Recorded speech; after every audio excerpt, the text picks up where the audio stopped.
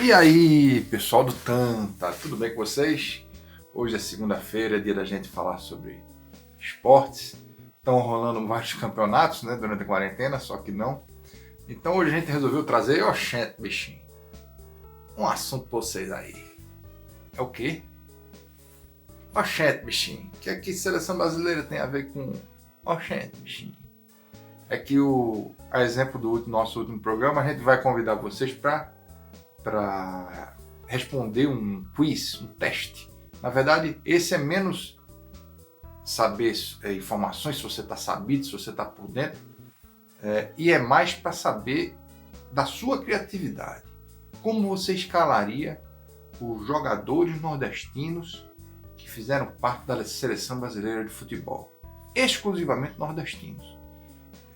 Tem que ter nascido no Nordeste para isso, ok?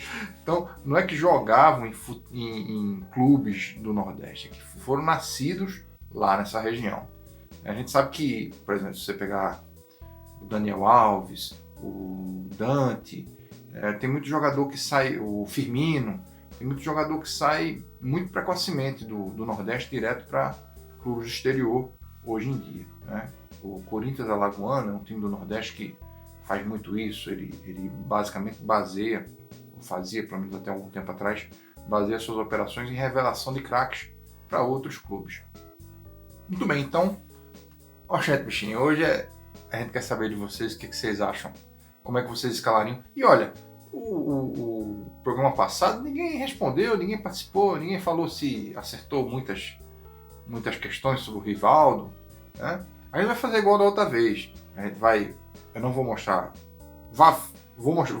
Pega o link aí que está na descrição, responda, faça a sua seleção, depois manda pra gente. A gente quer conhecer, a gente quer saber para vocês qual é a seleção de todos os tempos dos jogadores nordestinos que passaram pela seleção brasileira.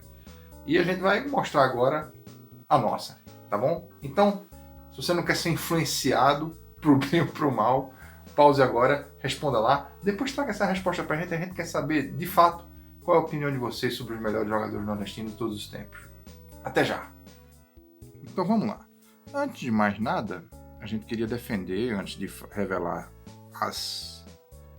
os escolhidos, né, os jogadores escolhidos, a gente queria discutir com vocês o esquema.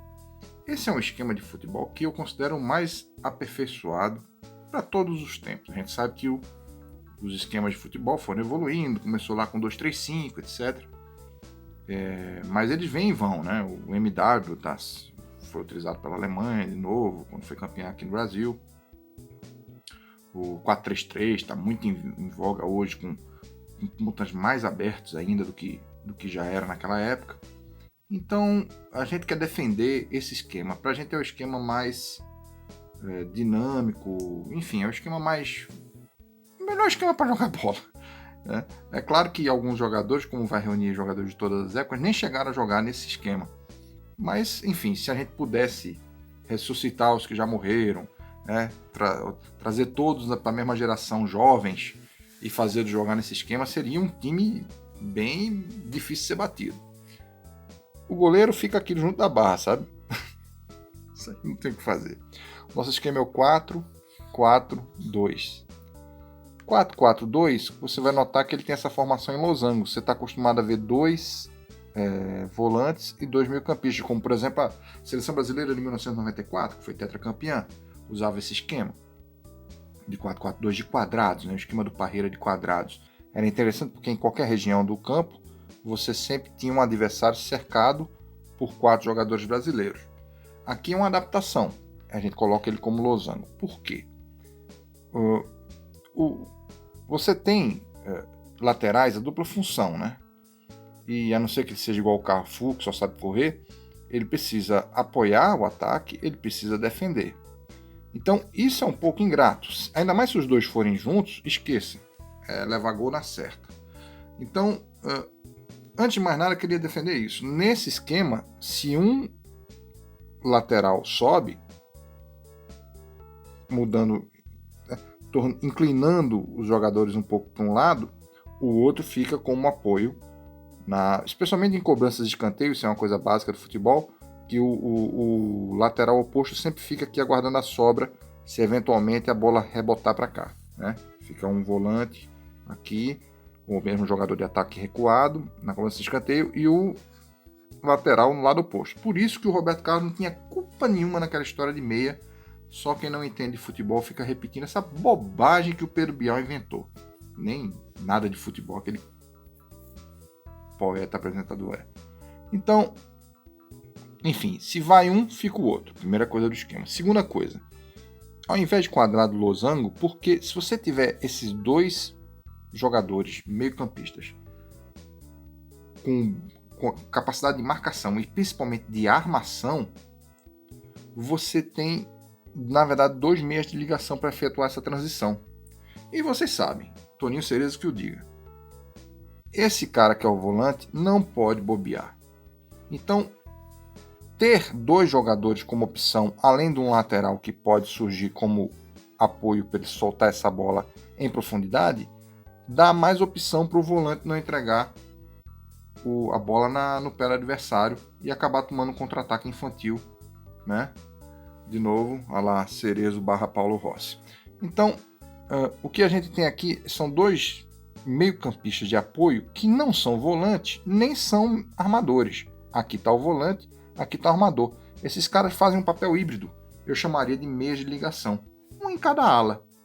Aí você fala, ala? Isso me lembra o 3-5-2. Não, por favor, esqueça. Isso é coisa de doido. Papo de doido. Não. É 4-4-2, certo? E aqui você tem nesses dois jogadores que podem se revezar no ataque. Tanto um na função de segundo atacante e o outro de finalizador. Eles podem revezar. Então esquece aquela figura também já ultrapassada de um 9 fixo. Um pivôzão, a lá Jardel.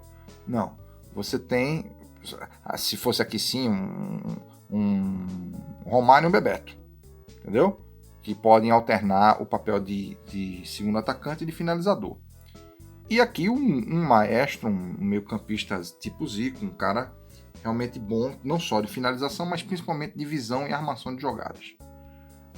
Muito bem explicado esse esquema, rapidamente, né? É um esquema muito aperfeiçoado, né? Porque, como eu falei, o volante tem várias opções de saída, o meio-campista está de frente e não de costas para a área adversária para poder melhor ligar com esses dois, né? Ele pode fazer uma jogada de 3, passa para esse passa a esse, faz o gol, ou o contrário. Então ele pode não ser necessariamente o assistente, mas pode ser sempre o criador da armação das jogadas. Esses dois caras tanto ajudam o armador, como escoam a bola da zaga para alimentá-lo. Também fazem um papel de segurar a bola para um lateral e até a linha de fundo adversária. Ou eles mesmos podem ir um pouco mais para perto da linha lateral. Muito bem. Tendo esse esquema como referência, aí esses são os nossos escolhidos. Os nossos 11 melhores jogadores. Não são os 11 melhores jogadores, mas seria uma seleção perfeita e completa para esse esquema. Veja que estão englobadas aí várias gerações e infelizmente seria impossível ver esses caras, a não ser por um gesto divino, um milagre, jogarem juntos. Mas isso não foi de propósito, eu realmente pensei primeiro no esquema e depois nos eleitos para esse esquema. É por isso que alguns, eventualmente, jogadores tão bons quanto ou melhores, não entraram. Tem uma troca para fazer aqui. Nado ou Vavá podem... O Nado era ponta direita, mas o Vavá também, mas eles podem trocar aqui a qualquer momento. É a única incongruência aqui na escalação. Mas vamos lá. Manga. A enquete aqui do Globo Esporte só oferecia Manga e Dida. E para mim foi muito difícil escolher, porque Dida é um jogador que eu realmente sempre gostei. Inclusive ele já era meu goleiro predileto, por exemplo, na Copa 2002, né? E para mim era para ter sido mais vezes titular da seleção brasileira, mais tempo. Mas Manga, é o seguinte, Manga é uma sumidade. Se você considerar que olha, o Manga, para dizer o mínimo, para ficar num tempo, Manga é considerado, por quem entende de futebol, por quem viu muitas gerações de futebol jogarem, um dos maiores goleiros da história do futebol, né? Nem do futebol brasileiro. O cara foi um grande arqueiro.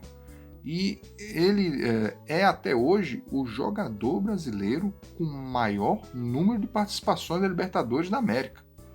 E como eu falei, está aí pela técnica, está aí pelo feito, está aí pela história. E se vocês recuperarem aí vídeos do Manga, vocês vão ver que era um baita jogador. O Daniel Alves na lateral direita, olha, a gente tá falando do cara, vamos falar de recorde de novo, o cara tem o brasileiro com maior número de títulos internacionais. Temos aqui o recordista de Libertadores e o recordista de títulos internacionais, notadamente na Europa. É um dos maiores laterais direitos, acho que da nossa história. Pegando aí Jorginho e Leandro, eu lembro logo na sequência do Daniel Alves. E o Carlos Alberto Torres? Não, Daniel é melhor. Ricardo Rocha. Esse cabra, bom, além de ser uma figura carismática, todo mundo adora o Ricardo Rocha.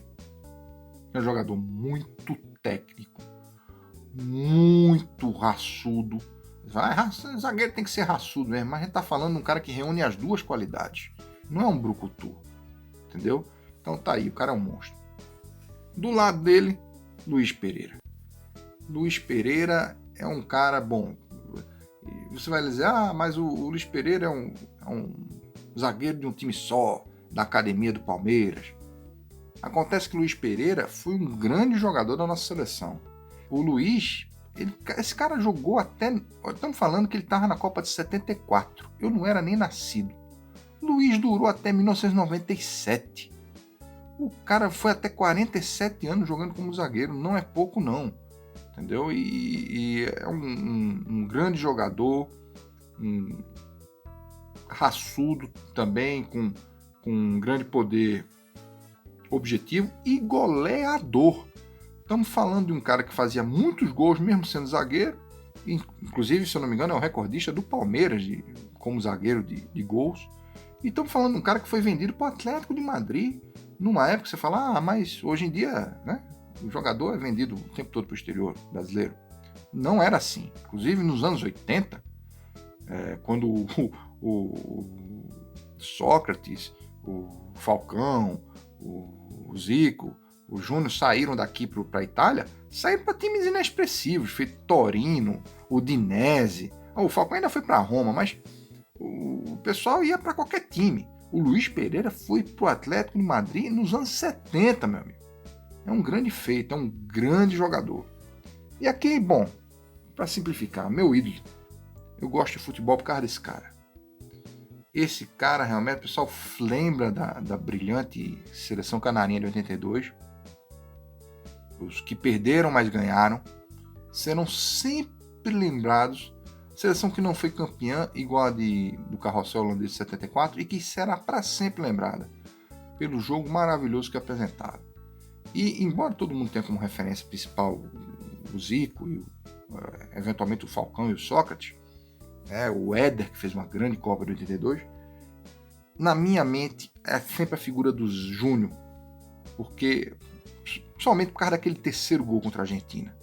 A jogada simples, em que ele encontra o Júnior, encontra o Zico no meio de campo, o Zico devolve para ele e ele faz o gol.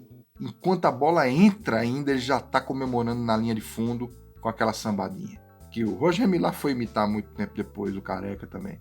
Né? Virou lambadinha, a sambadinha do Júnior. Então, não por isso, mas esse é só um fator emocional. Mas o Júnior também é outro longevo, jogou, foi adaptando seu jogo, virou meio campista, maestro daquele Flamengo campeão, que ele inclusive faz o gol de falta do título. Então é um cara merecedor de todo respeito, é meu eleito pro meu ídolo no futebol. Eu fiquei com muita vontade de colocar o Douglas Santos, porque foi um menino revelado no Náutico, campeão olímpico, mas contra o meu ídolo no futebol não dá. Já tive a felicidade de poder dizer isso pessoalmente pro Júnior. E o Clodoaldo? Clodoaldo na volância. Clodoaldo, basta a Copa de 70 para poder explicar e definir por que ele é o nosso escolhido para ficar como volante. Ele arrepiou.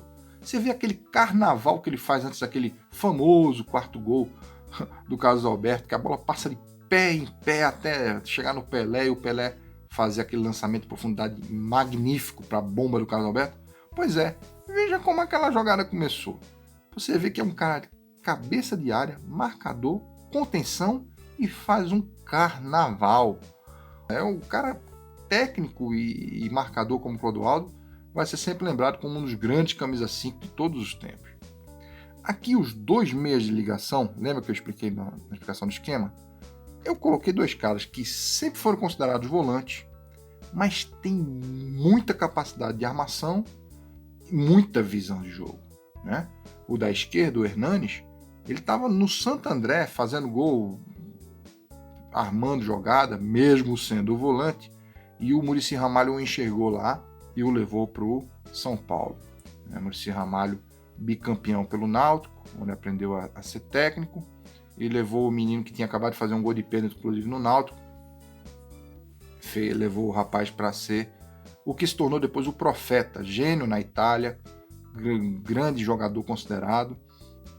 Para essa função específica de meia de ligação, ele seria o cara perfeito para fazer essa conexão com defensiva ofensiva. E o Juninho, além de também ter essa grande habilidade, jogador formado do Náutico, depois passou por Sport e Vasco, começou no futsal do Náutico.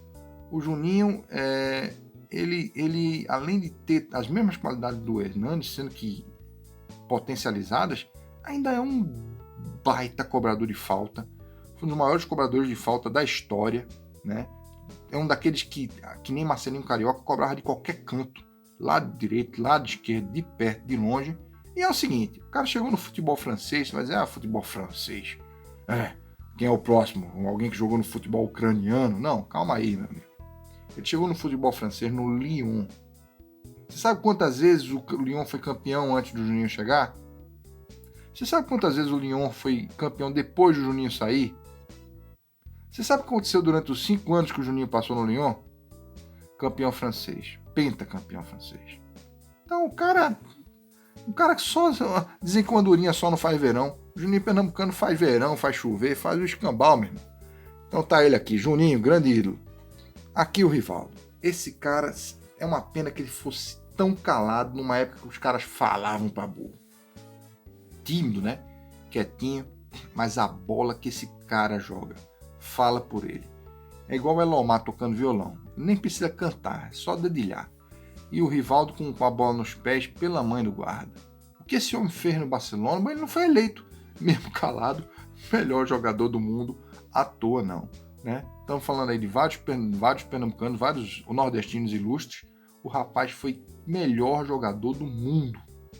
Né? Quietinho, imagina se falasse, se fizesse merchandising, propaganda. Na Copa de 2002, a Copa do Penta, todo mundo era ranhado, mas quem detonou chamaram o Oliver Kahn de jogador da Copa, quem acabou com aquela Copa de 2002, tirando as péssimas atuações quando levava a bola de turco, foi o Rivaldo.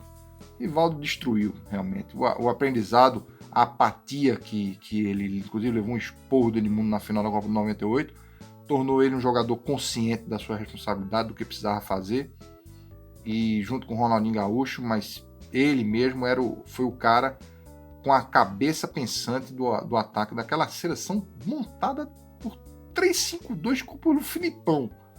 Olhe, uma seleção jogando no 3-5-2 que mal passa pela Turquia, precisava de um cérebro para tocar o gado e para fazer a coisa acontecer. Esse cérebro foi Rivaldo. Jogador craque do Barcelona, jogador de todos os lugares de onde passou, Grécia, no Escambau, até no Mojimirim ele foi craque. Né? Fazendo uma grande dupla com um jogador que não me lembro agora. Os dois rapazes da frente, Vavá e Nado. Olha, se eu falei que o Manga tem um feito de ter sido convocado para a seleção brasileira, bom, mas enfim, de ter sido o maior jogador o maior jogador brasileiro até hoje, com o maior número de participações na Libertadores da América. Jogando, inclusive, por muito tempo por clubes inexpressivos. Imagine o Nado, que é um jogador que conseguiu ser convocado pela seleção brasileira jogando pelo Náutico. Ou seja, jogando num clube, tudo bem que é um gigante, grande clube do Nordeste, mas, ainda mais naquela época, né, era o time que peitava a Botafogo de Garrincha, a Academia do Palmeiras, o Santos de Pelé apanhou de 5-2 pra gente. O Nado, o cara foi, mesmo assim, jogando no Nordeste, conseguiu ser convocado para a seleção brasileira. E você veja que o Nado só não se firmou na seleção brasileira porque na época que ele jogava, tinha um tal de Garrincha jogando na ponta direita, né? Então não dava, né? O Nado é esse jogador fantástico. Aí se fala, mas ele nem era tão artilheiro assim. O Bita, irmão dele, fez 5 vezes mais gol que ele. O Bita é o recordista de gols pelo Náutico. O Nado tem só 40 gols. Acontece que, como eu falei que esse jogador ia para ser também segundo atacante, criar, porque você acha que o Bita fazia tanto gol? Onde o Nado jogou, foi sempre eleito o melhor ponta direita, que era a sua posição, por onde passou. Em todos os lugares. O Vavá, além de ser artilheiro da Copa de 62, é o único jogador do mundo a fazer gol em 2 finais de Copa. Peraí, o Breitner fez, o Pelé fez. Não, meu filho, em 2 finais de Copa consecutivas. É o único consecutivas. É o único jogador do planeta a ter realizado esse feito. Ah, mas o Cafu jogou 3 finais, tô falando de fazer gol, filho. Esse homem aí, olha, a gente falou que o Manga jogou pro time inexpressivo, o Nado conseguiu ser o primeiro jogador jogando em time do Nordeste, nordestino convocado para a seleção brasileira. O Vavá jogou pelo Hippies, meu amigo. O Vavá jogou pelo pior time do mundo. E se não bastasse, ele foi campeão dos 2 primeiros campeonatos da seleção pentacampeã. Ele estava lá quando o Brasil nunca tinha sido campeão ainda e ajudou o Brasil a ser campeão. Nos 2 primeiros títulos da seleção, ele nos fez o favor de fazer gol nas 2 finais. Tá certo? Veja aí, é fácil ver aí vídeos do Vavá em Copa do Mundo. É o 3º maior artilheiro da seleção brasileira, da história da seleção brasileira, só perde para um tal de Pelé e o Ranado. Então, o Vavá, eu falei do Luiz Pereira, conseguiu o feito de ser negociado com o Atlético de Madrid nos anos 70. O Vavá foi negociado com o Atlético de Madrid nos anos 50, meu irmão. Entendeu? O cara foi com o Vasco lá e meteu no Real Madrid. Sabe o Real Madrid, super campeão de todos os tempos da história? Quando enfrentou o Vasco com o Vavá, Vasco, tomou, meu filho. Então é isso aí. São realmente... Tenho muito orgulho desses 11 escolhidos. Só fiz a besteira aqui colocar o Vavá na direita e o Nado na esquerda, é para trocar os dois aí. Tá certo? Então é isso aí, pessoal. Essa é a nossa seleção de nordestinos que defenderam a seleção brasileira. E a gente quer saber qual é a seleção de vocês. O que é que vocês acham? Qual é o esquema que vocês preferem? Quem seriam os seus escolhidos? Brinquem aí. O link tá aí embaixo. A gente quer saber. Conversar. Fazer mesa redonda à distância.